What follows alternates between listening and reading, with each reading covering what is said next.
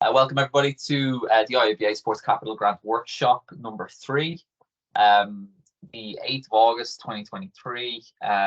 Just wanted to thank everybody for attending these workshops. Makes it really nice and interactive. Certainly makes it better for me, not speaking to myself a lot of the time. So I appreciate it. For anyone who's watching afterwards, welcome. And today's workshop is going to focus on how to draw down your funding. So for anyone live on this, you won't be eligible to do this for another couple of weeks, at least months. The deadline for applications is upcoming, and then it will be a number of months until the department actually announce who gets what and how much. So this workshop essentially starts after that point in time. This is where we are presuming everybody has been given their information. As we are live in the 8th of August, what I'm going to do is I'm going to start with a slide or two on the scoring of applications. So before clubs actually submit their own applications, I'll give you a peek as to what the department do when they're looking at your applications. So I'll start sharing my screen here. And I've ranked these from 1 to 8. And if you guys can give me a thumbs up there if you can see this. Lovely, thanks, Mel. So this is the scoring. Likelihood of increasing participation or performance is the top ranking one. So for example, if you have a boxing club and it has 19 treadmills in it, and you apply for a 20th treadmill, the likelihood of increasing participation performance is not going to be that high. However, if you have 3 treadmills and you're applying for a 4th, well, you can then make the argument that you're increasing participation by 25% there. So you can make that argument increasing participation. By extension, if you are applying for a set of weights, for example, and your club doesn't have weights, you can make the case that weights will improve the performance of the athletes in your club. And this is why. Again, you're showing an exact link between what you're applying for money for and what you're going to do with that one. The next is sharing facilities. We went through that a fair bit in the last workshop, and I mentioned about downloading those appendix that have the form that can prove that you're sharing facilities. That's going to be your strongest piece of paper there in relation to that. So I'll go back to that. Your license agreements. Sorry, that's going to be your best bet at scoring high there on sharing facilities. Some of the examples again might be your council, if your venue is multi-sport, it might be another kind of combat sports, taekwondo, kickboxing, or you might share it with the local dance team or cheerleading squad or whatever it is. So if you can get a license agreement in place and have that signed by both parties, your scoring for sharing facilities will be high. Level of socioeconomic disadvantage in the area, you might wonder, what the hell is that and how do I do it? Luckily, you don't have to do a lot there. When you put in the area code for your club, your area will be determined by the department for you. So the department will know the level of socioeconomic disadvantage in your area. If, however, you happen to know this and happen to know it may be quite high, you can make a bit of a case in your application for we are in a low, or should I say medium level of deprivation. However, the majority of our members come from areas of high deprivation, aka low socioeconomic regions of your town, county, etc.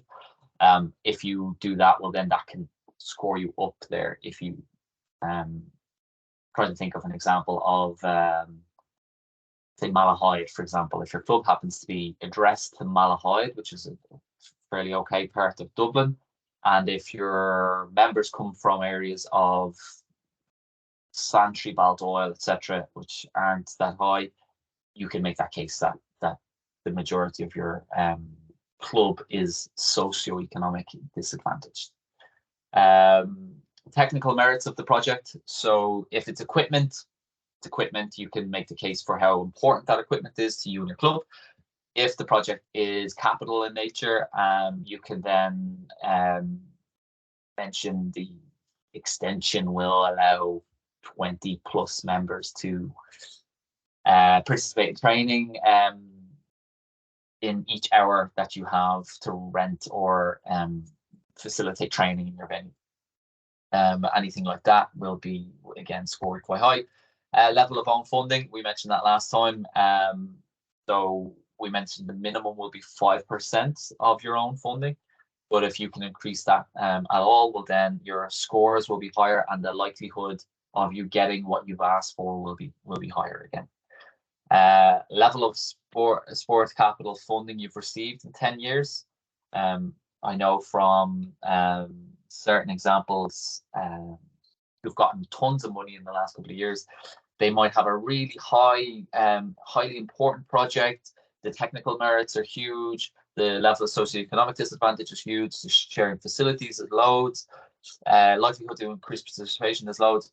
But if you've simply just got tons of money through this program in years, that will affect your level of drawing down from that. So the department, if they see an oversubscription of funding, so for example, if they have 5 million to offer sports clubs, and sports clubs have asked for 7.5 million, they'll prioritize those that haven't received funding before or that have received little before first, and then they'll go on from there. Number 7, environmental initiatives. We mentioned about active transport, renewable energy, reclaiming water, building materials that are environmentally friendly. Few examples there of how that's going to score high this year. Population growth and level of existing facilities. So population growth, we're looking at number of members in your club, the number of members that could potentially grow, and the level of existing facilities. So what's there and what you do with what's there. Effectively, that's that in a nutshell. So just before we move on, any questions on that? Just stop sharing to let people ask questions. No, any questions? All straightforward enough. Okay, good stuff.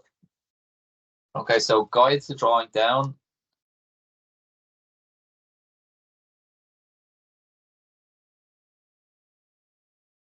Okay, what I'll do is at the time is I will pop the date of this announcement again when it's made public.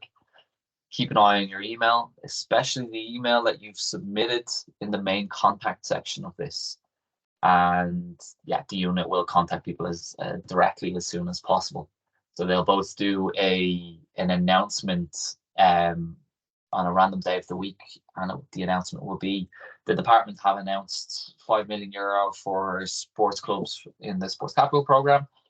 And then what they'll do is the next couple of days is start contacting people directly. And then they'll also contact NGBs directly and let them know of the clubs in their sports have applied and how much money that they've got.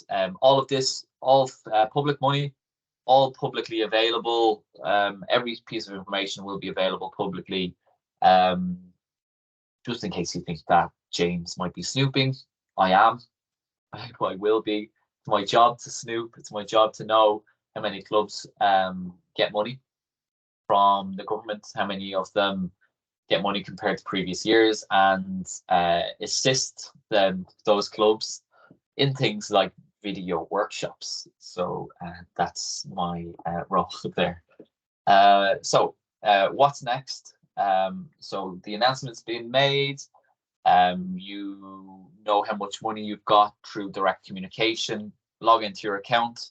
Your new username will be the tax registration number. Your password will be made by your club. If you forgot it, you can click it there and get yourselves logged in. Hopefully at this stage, at workshop 3, you guys have at least got yourselves logged in. By the time you guys come back to review this video, you might need to review how to log back in. So if you've been given your money and you've identified that the project you've asked for funding for has changed for some reason, you can do so.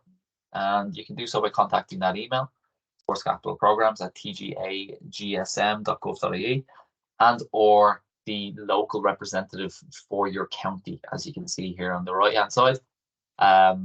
Any of those that are not covered in this, there is a generic one for all local authorities. When the announcement is made again in a few months' time, I'm going to review this information and update it if, as and when need be, if this changes. Generally, we've been contacting this number in Dublin for a couple of years. It hasn't changed, so it's good. Again, if you have a completely new project as well, you've been offered your funding, but you have a new project, same situation, contact numbers, contact the department. Okay, again, we've gone through this before, but what's funded? As you can see here, this is the list of everything that's funded in the program. I'm not going to stop. I'm not going to stop there. Equipment is funded. Again, we've gone through this in detail. Exercise equipment, etc., etc. The big, huge step after you get your money, after you're given your allocation, is to manage the project.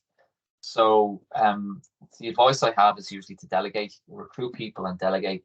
Often these are left for head coaches who are doing a large number of work already within the club, both hands-on and hands-off. So I would advise, if you are one of those people, to recruit, ask somebody in your club, ask the parent of one of the children in your club, do you do admin for a living?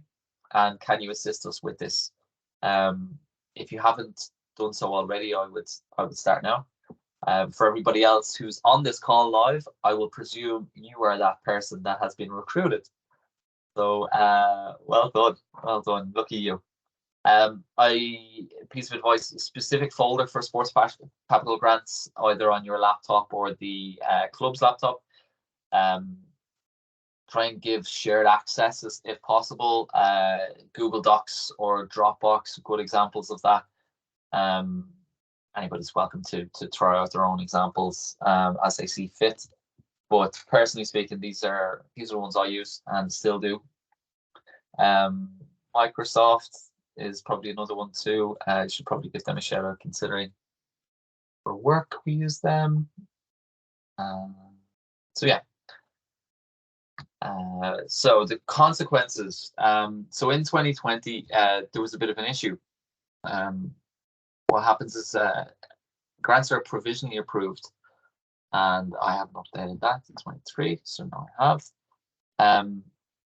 And there was a €52,000 fine for false quotes that was put in, and this was a Cycling Ireland example at the time. They failed to review their procurement processes at the time, and basically what that meant was they weren't fair competing quotes as to what they asked for. They must have had a preferred supplier, and we suspect that they had artificially created some grants, some quotes to assist their application. Two provisional grants following. Sorry, this is a quote. Yeah. Two provisional grants were formally withdrawn in October 2020, and other sanctions were also imposed on the governing body. So this was just some of the examples. So just to let you know that these things are checked. and they're made sure that they're followed through. We mentioned on funding, so at least 5% of the total project costs them either savings or a loan. When they're making their applications, they must provide evidence of this in the form of a bank statement or a loan offer. And then the template we mentioned in the last workshop, I think that's Appendix 2. And then for local authorities, which doesn't apply here. When assessing the applications, the department gives higher marks to organisations that show they provide a higher percentage of own funding, which again we went through. So how to get it paid? So provisionally, you must apply for formal approval before drawing down, and no money should be spent before formal approval is given. So after you've been provisionally approved for your amount of funding, you must not go ahead yet. You must apply for formal approval, and I'll go through that now in a second. 3 comparable quotes for each element of your project needed. Again, just like the last workshop I mentioned, each element of your project. So I'll give an equipment example and a capital example. The equipment example might be you're applying for boxing gloves and pads. You need 3 quotes for gloves and 3 quotes for pads. The capital example might be a new roof.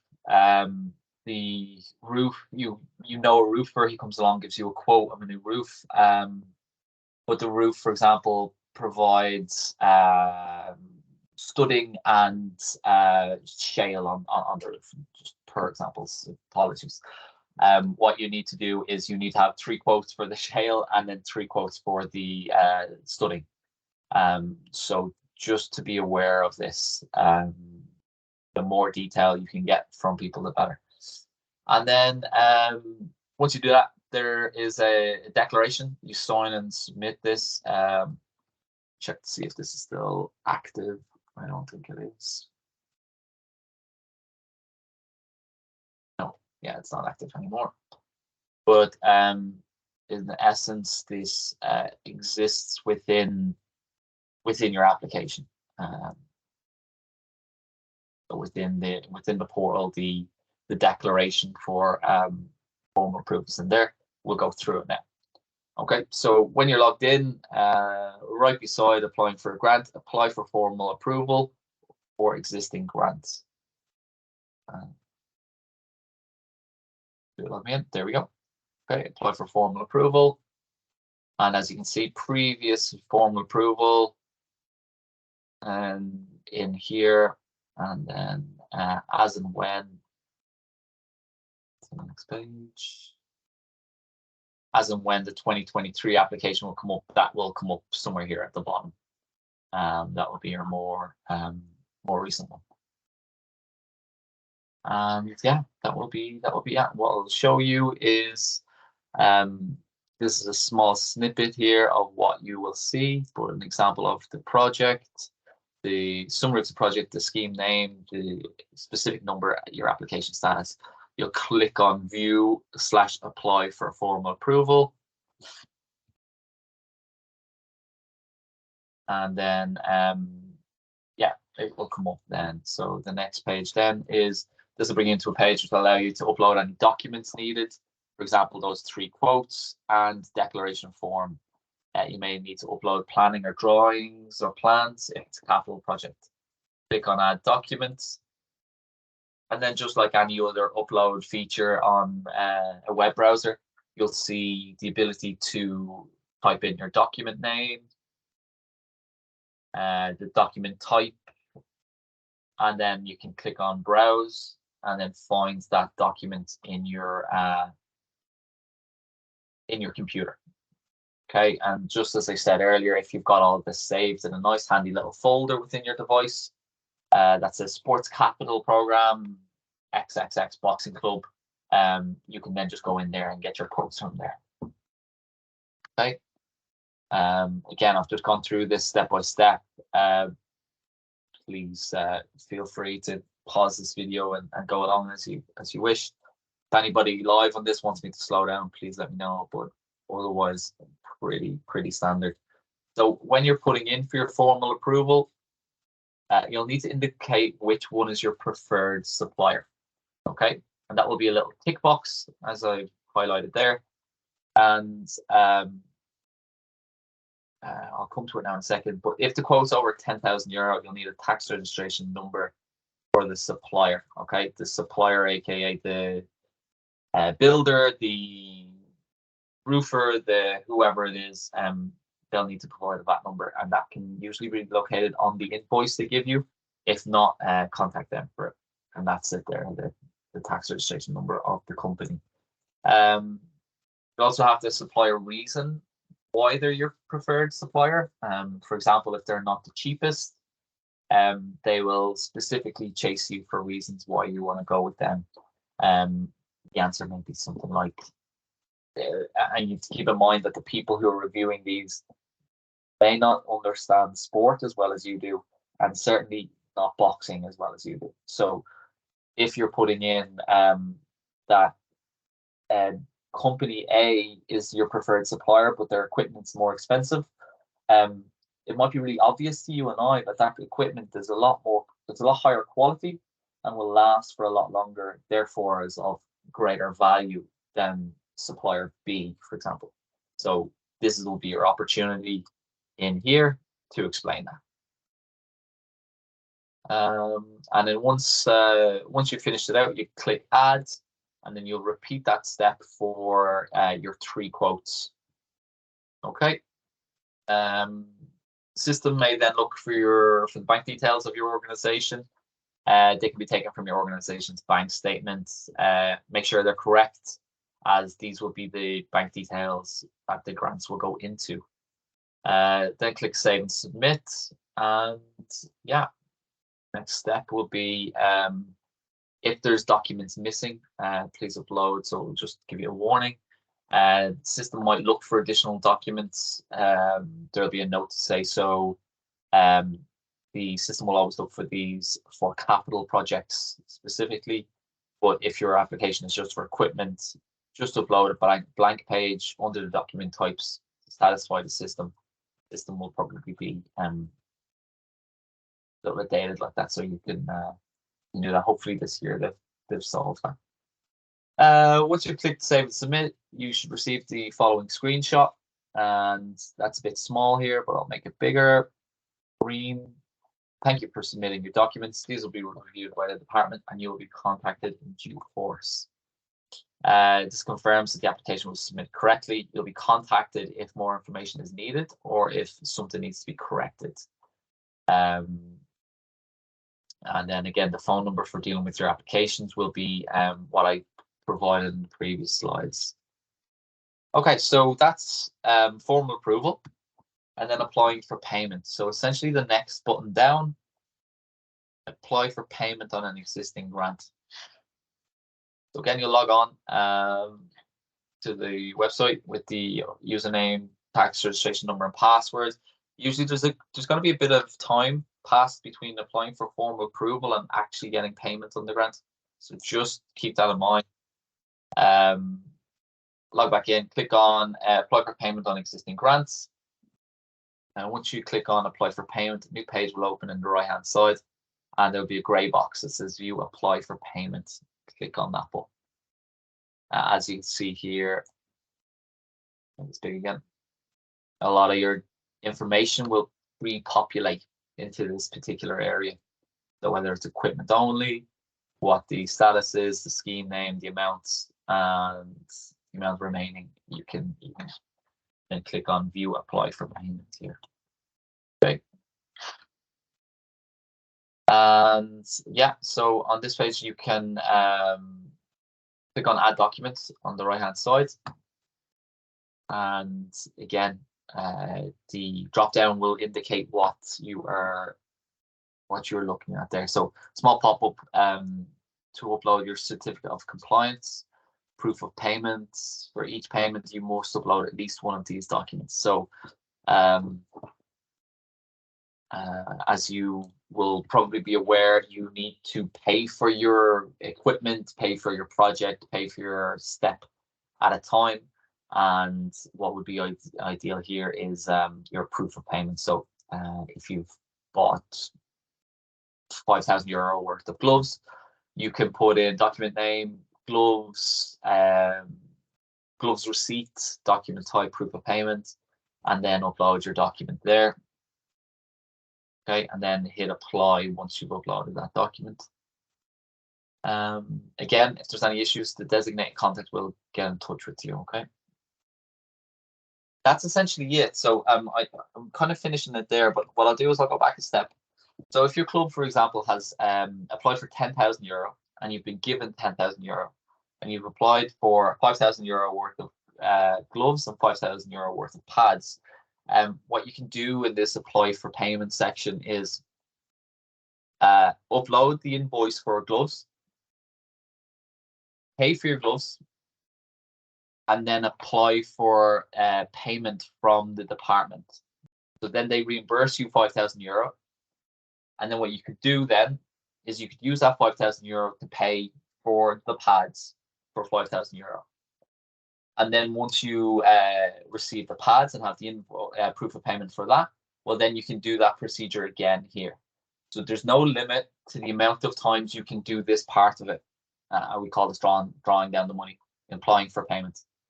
You can break the project up into small little chunks to make it a lot more manageable, say on the club's account, and that's a nice way to get by. I know a couple of clubs on this call right now have done that in the past, and it's a very clever way of going about it without being hugely out of pocket before you draw back down on the grant.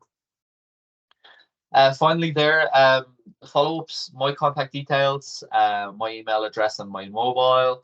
Anyone who's watching this back, those are still active, provided I'm still working here at the time. But do get in touch, and we can try advise as best we can. For everybody on the call, that's it. Any questions there, guys?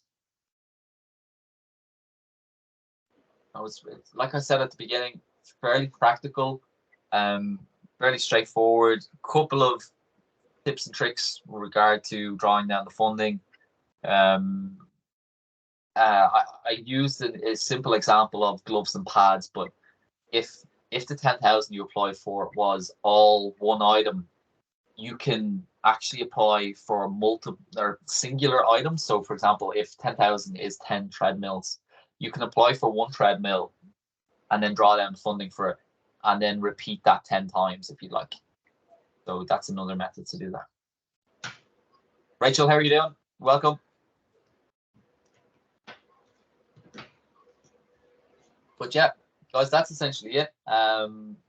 If there's no questions there, I'm going to stop recording and allow you guys to stopping now.